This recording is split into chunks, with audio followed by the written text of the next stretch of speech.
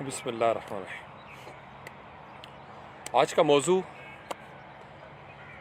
बड़ा खूबसूरत, सोचने वाला, आप सब लोगों के लिए food for thought early in the morning. Quran पाक कई सालों से सदा लगा रहा हूँ।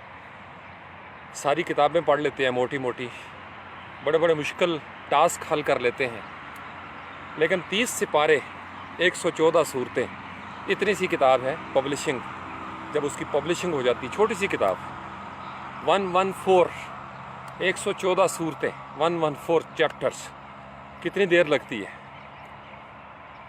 रमज़ानुल मुबारक आ रहा है, सब तहिया कर लें। पहले भी मैसेज दिया था, फिर रिमाइंडर दे रहा हूँ कि इस रमज़ानुल मुबारक में इंशाअल्लाह ज़बरदस्त तरीके से कुरान पाक का तर्जुमा पढ़ना है और अल्फाज और मानी पे गौर करना है। पढ़ने से ज़्यादा गौर करना जो है ना, वो इंसान की ज़िंदगी में ज़्यादा बरकतें लेके आता है। जब आप कुरान को पढ़ेंगे, फिर आपको मेरे लाइव सेशन में की जाने वाली बहुत सी बातों की पहले से ज़्यादा बेहतर अंदाज में समझ आना शुरू हो जाएगी इंशाअल्लाह ताला। कुरान पाक का मुताला, उसको सिर्फ देखना, उसको चूमना, उसके लफ्ज़ पढ़ना, तिलावत करना और फिर उस तिलावत का हक़ अदा करना, उसके मानी पे गौर करना, समझ के पढ़ना। क्योंकि हम अजमी लोग हैं। अजमी से मुराद यह है कि नॉन अरेबिक, हमारा माहौल वो नहीं जिसमें अरबी उतरी हो। कोई पंजाबी बोल रहा है, कोई पश्तो, कोई सिंधी, कोई बलोची, कोई बल्तिस्तान से, कोई कश्मीर से, कोई हिंदी बोलता है, कोई बंगाली बोलता है। हमारी मुख्तलिफ़ ज़बानें हमारे इलाके की, लेकिन तर्जुमा होकर कुरान हमारे पास पहुंच चुका है। अब अल्लाह का कलाम किसी ख़ास ज़बान के साथ महदूद नहीं हो सकता, क्योंकि सारी ज़बानें अल्लाह की तरफ से आई हैं। ये याद रखिएगा। जो ह्यूमन लैंग्वेजेस हैं, इंसानों की इंटरेक्शन की वजह से सारे रिसोर्सेज बनते चले गए, लेकिन इसका आगाज़ अल्लाह की तरफ से ही ये सारे टूल्स जो अल्लाह ने दिए हुए हैं। तो कुरान के मुताला पे जब आप गौर करेंगे, दो चीज़ें बड़ी इम्पॉर्टेंट हैं। कससुल कुरान, सबसे फर्स्ट प्रायोरिटी आपकी होनी चाहिए। कससुल कुरान, कुरान के किस्से, the stories mentioned in the Holi Quran. एक स्टूडेंट की हैसियत से मैं आपके साथ अपना पैटर्न शेयर करना चाह रहा हूँ आज, अलूही साइंस के हवाले से। डिवाइन साइंस, अल्लाह ताला की साइंस, एक ऐसी साइंस जो हर किस्म की साइंस पे फोक है। आपने आज तक BSc तक, MSc तक बड़ी बड़ी साइंस की थीरीज़ को पढ़ा होगा। अर्शमीदस का नाम सुना है आपने न्यूटन का नाम सुना हुआ है। ये फ़लाँ साइंटिस्ट हैं, ये फ़लाँ साइंटिस्ट हैं, ये 21वीं सदी के साइंटिस्ट हैं, ये 20वीं के हैं जी, ये 17वीं सदी के साइंटिस्ट हैं। बड़े बड़े नाम, और कोई शक नहीं, बड़े अजीम लोग वो साइंटिस्ट, सोचने वाले दिमाग थे। मुझे ज़रा आप अपनी साइंस के मुताले से और मुशाहिदे से बताइए, मुख्तलिफ़ वाक़यात कससुल कुरान में आपके सामने रखूँगा। वो कौन सी टेक्नोलॉजी थी जिसने हज़रत इब्राहीम अलैहिस्सलाम को आग में बचा लिया? क्या ज़बरदस्त सुपर साइंस थी। बज़ाहिर तो ये मौजज़ा है, हमारा ईमान है, हमारा इत्क़ाद है, मिरेकल, ठीक है, मिरेकल है, लेकिन अल्लाह ताला की ज़ात जो भी काम करती है, ख़ास वो मिरेकल ही क्यों ना हो, उसकी भी एक साइंस है। The science of miracles, divine science, वो सुपर प्रोग्रामिंग जो हमारी आज के दिन तक हमारी समझ में नहीं आई, लेकिन साइंस तो है। We believe in it. अल्लाह ताला कहते हैं हमने आग को हुक्म दे दिया। आग को, गोया ये जो आम साइंटिफिक टर्म्स में फायर है, एक आपका ऑब्जेक्ट है, एलिमेंट कह लें आप इसको। इस आग को हमने हुक्म दिया। कुलना, हमने कहा, या नारुकूनी, नारुकूनी, ए आग, अल्लाह अकबर, बरदम व सलामन अला इब्राहीम, सलामती बन जा, ठंडी हो जा और सलामती बन जा। आग कहीं पे जुड़ी हुई है, आग का एक कोड है, उस कोड को एग्जीक्यूट करने वाला हुक्म दे रहा है कि ए आग अब इस तरीके से एग्जीक्यूट हो जा। اللہ نے جس نے کوڈ لکھا ہوا ہے، اپنا پروگرامر جو ڈیوائن پروگرامر ہے، ڈیوائن اینڈ اونلی، اس نے آگ کو فٹافٹ میریکلس جو میریکل ہوتا ہے نا، اس کنڈیشن میں اس کو ڈال دیا کہ oh fire now execute this line of code, conditional, کہ نارمل حالات میں تم نے آگ نے یہی کام کرنا ہے. آگ کا ایک نارمل پروسیس چل رہا ہے، ایک نارمل کوڈ ہے جو 99.99% چلتا رہتا ہے، یا 9 آؤٹ آف 10 ٹائمز اس کا وہی بیہیویئر ہوگا جو آگ کا نارمل ہوتا ہے. اس کی کیمسٹری چلتی رہے گی ہر خاص و عام کے لیے. لیکن جب اس آگ کو پیدا کرنے والا اس کو حکم دیتا ہے، پروگرامر اپنے کوڈ میں ایک نئی لائن ایڈ کر دیتا ہے یا پہلے سے موجود لائن کو ایگزیکیوٹ کروا دیتا ہے. ڈیوائن سائنس، ہماری سائنس اس کا جواب کس طریقے سے ڈھونڈے گی؟ دوسرا واقعہ، حضرت نوح علیہ السلام کے دور میں جو طوفان آیا تھا، اس پہ لوگوں نے موویز بنانے کی کوشش کی، کیونکہ بائبل میں بھی یہ سٹوریز موجود ہیں. لیکن آج بھی سائنس جواب نہیں دے سکی کہ اللہ نے جو وہ سائنس ہمارے سامنے رکھی ہے کہ ہم نے زمین کو بھی حکم دیا کہ اپنا پانی نکال دو، آسمان کو بھی حکم دیا کہ اپنا کوڈ ایگزیکیوٹ کر دو، اور ہر طرف سے پانی ابل پڑا، اور پھر حکم دیا گیا کہ اے زمین اپنا پانی پی لے. کیا خوبصورت ڈیوائن سائنس ہے! کوئی ہے لاجک بنتا ہے زمین کی سائنس پہ؟ تھوڑا سا آگے بڑھیں. مختلف قوموں پہ عذاب آتا رہا. حضرت لوط علیہ السلام کی قوم، کھنگر برسائے گئے، نام لکھے ہوئے. کہاں سے آئے تھے؟ ان کے اوپر نام لکھے ہوئے تھے. کیا خوبصورت سائنس ہے! ہم ان کو صرف ایک واقعہ سمجھ کے آگے بڑھ جاتے ہیں. نہیں، what ever has happened in the history of human kind was scientific. فرق صرف یہ ہے جو میں اکثر آپ کو کہتا ہوں، ایک محدود عقل کی سائنس ہے. یہ عقل بڑی خاص ہے، میں آپ کو بتاؤں. اس عقل کو انوی کیا تھا ابلیس نے. یہ انسانی عقل کوئی عام چیز نہیں ہے.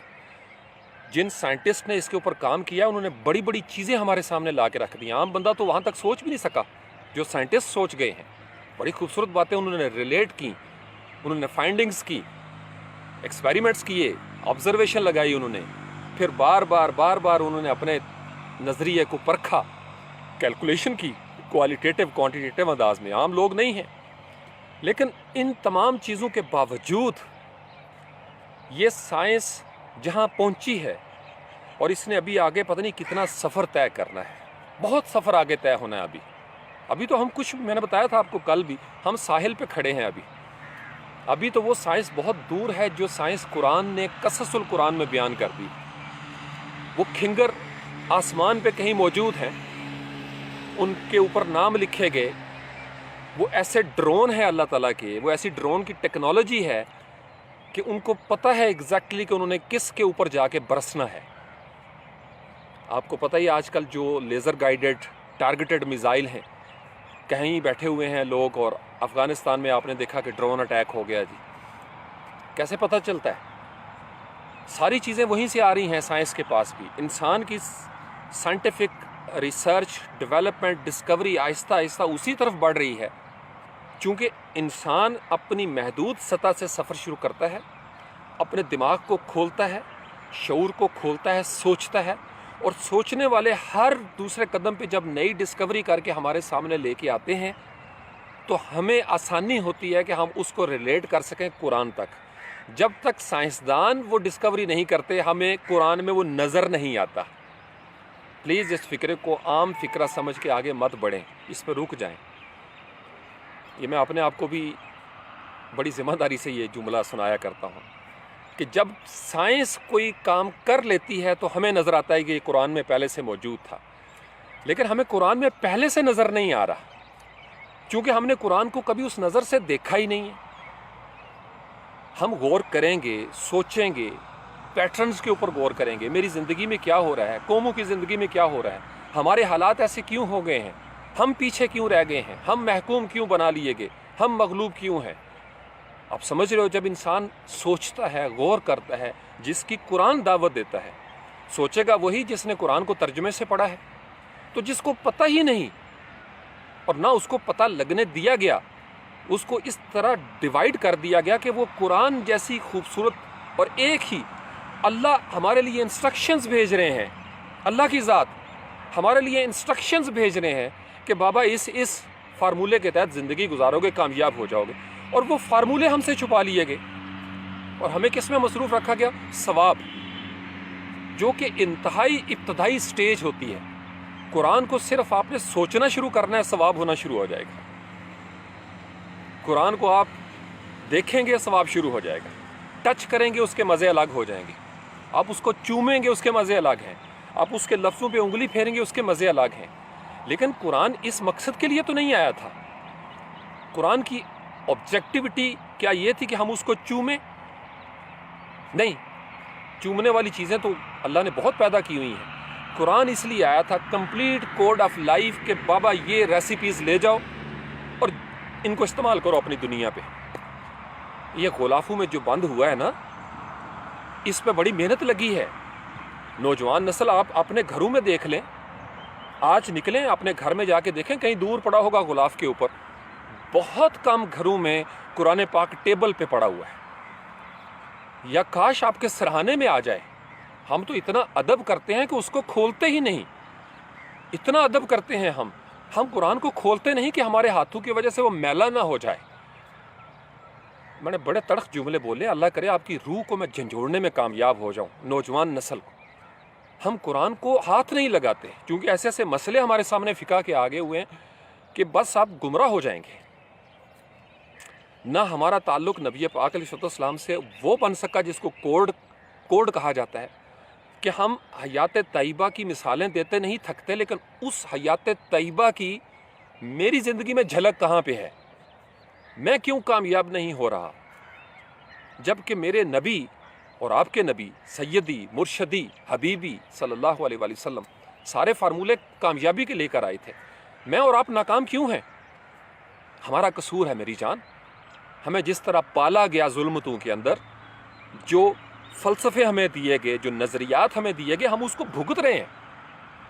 تو ڈیوائن سائنس کی میں بات کر رہا تھا۔ سائنسدان سوچتا ہے، اس لیے ہم سے آگے ہے، اور ہم بیٹھ کے اپنی بغلیں بجا رہے ہوتے ہیں کہ جی ہاں جی سائنس جو ہے نا وہ کافر سائنس ہے، وہ جو مرضی کرے، ہم نے وطنی کیا کرنا ہے اور کیا نہیں کرنا۔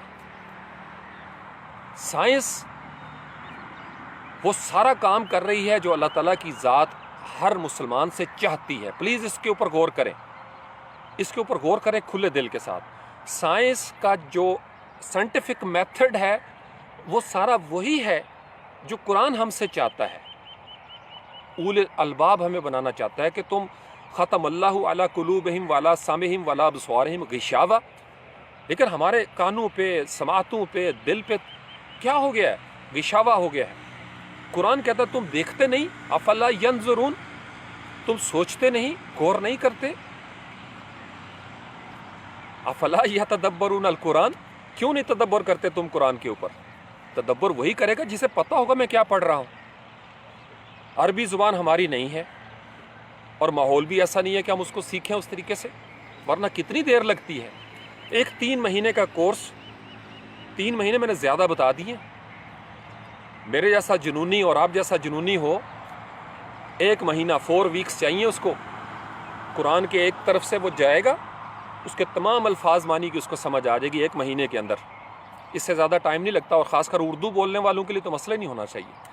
بہت سارے لفظ تو اردو والے ہیں کیونکہ عربی سے آئے ہیں ہمارے پاس۔ تو یہ کھنگر کی سائنس ہو گئی۔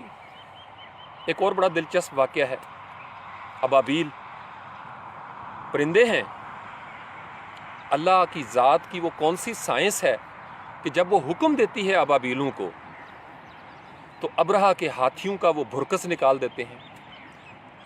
اللہ آج بھی وہی ہے، اللہ آج بھی وہی ہے، اس کا گھر بھی وہی ہے۔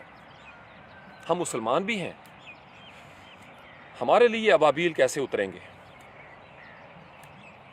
اللہ تو اپنی سنت نہیں بدلتا۔ اقبال ہمیں جواب دیتے ہیں،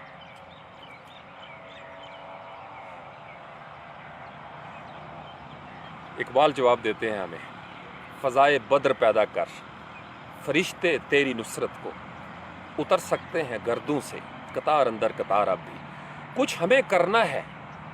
اس دنیا کے سفر میں ہمیں وہ سائنٹیفک میتھڈ اڈاپٹ کرنا ہے جو قرآن چاہتا ہے، اور ہم اسی وقت اڈاپٹ کریں گے جب ہمارا قرآن کے ساتھ تعلق بنے گا۔ نہ ہمارا قرآن کے ساتھ وہ تعلق بنا، نہ صاحب قرآن کے ساتھ وہ ہمارا تعلق بنا۔ کاش آپ سمجھ جائیں، کاش آپ سمجھ جائیں۔ ہم ایسے معاملات میں مصروف ہیں کہ خدا نخواستہ ہم زمین پر خدا بن بیٹھے ہیں۔ ہم یہیں پہ فیصلے کر رہے ہیں جو فیصلے قیامت کے دن ہونے ہیں، اور ہم اتنی اتھارٹیٹیو انداز میں فیصلہ کرتے ہیں جیسے ہمیں پتہ ہے کہ کون جنت میں جائے گا اور کون جہنم میں جائے گا، جبکہ مجھے اپنا پتہ نہیں ہے۔ آپ کو پتہ لگ گیا ہے؟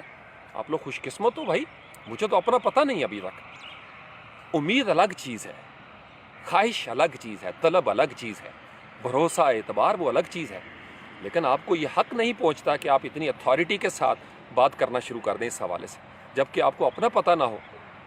میری سائنس کیا ہے، میرے نفس کی سائنس کیا ہے؟ بہت سارے واقعات ہیں۔ اصحاب کہف کی طرف آ جاتے ہیں۔ وہ کون سی سائنس تھی کہ سورج اللہ کی بات مانتا ہے؟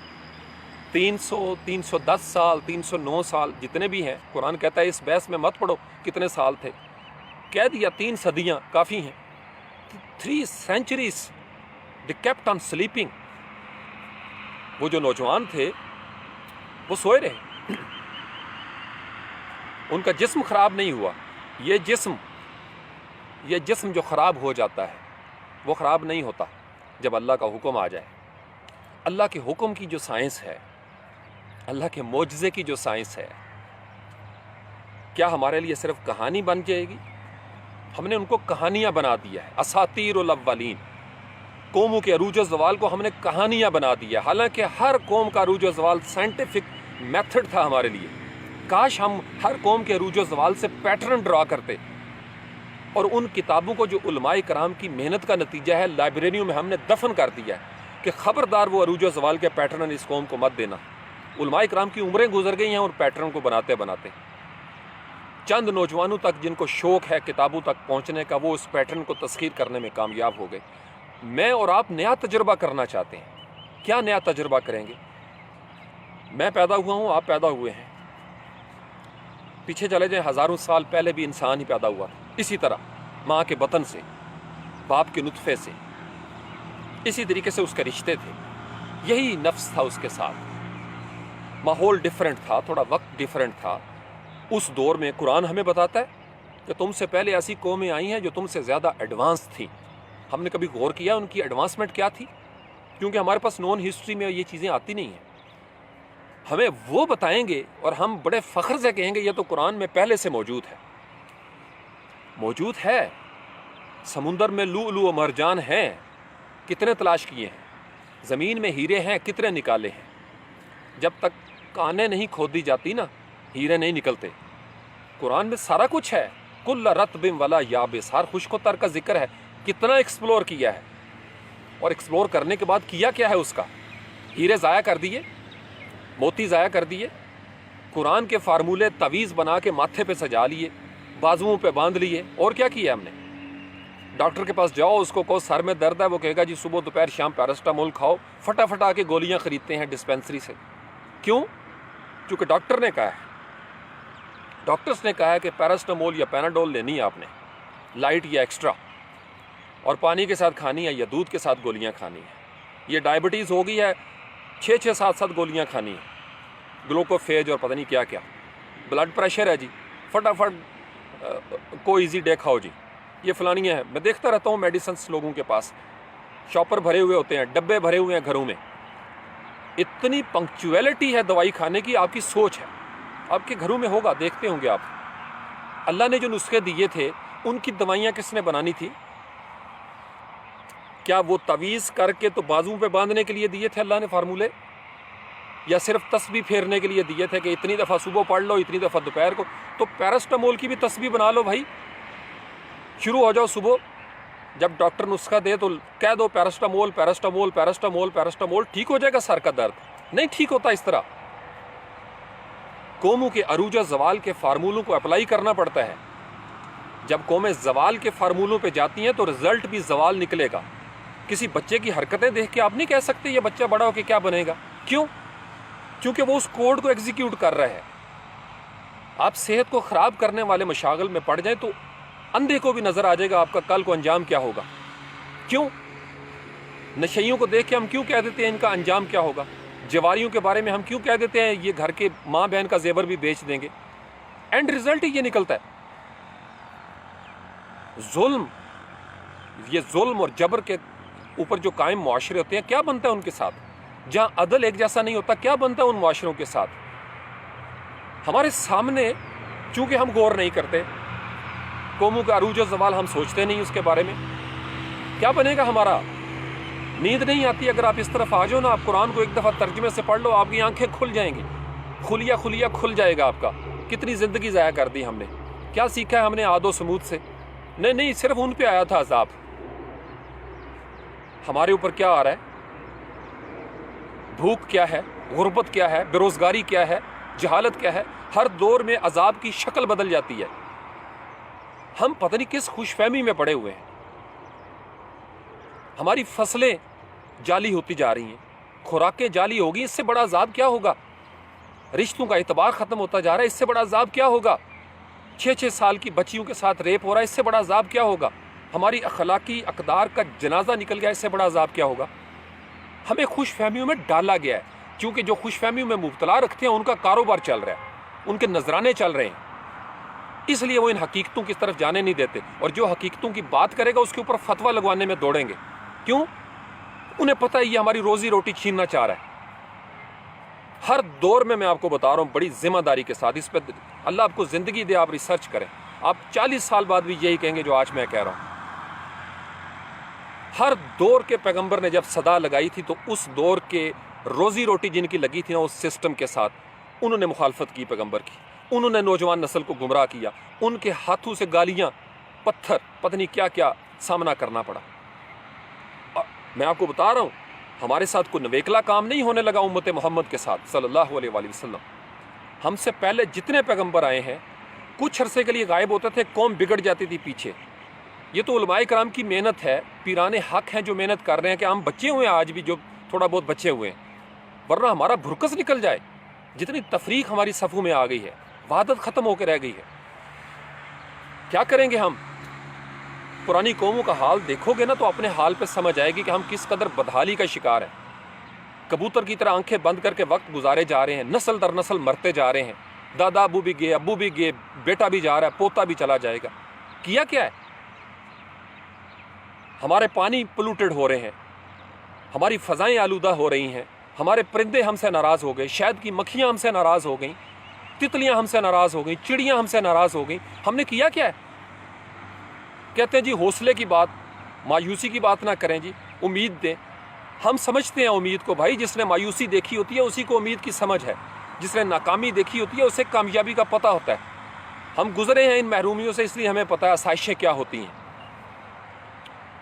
قرآن میں اتریں، قرآن میں ہو غوطہ زن اے مرد مسلمان، اللہ کرے تجھ کو عطا جدت کردار.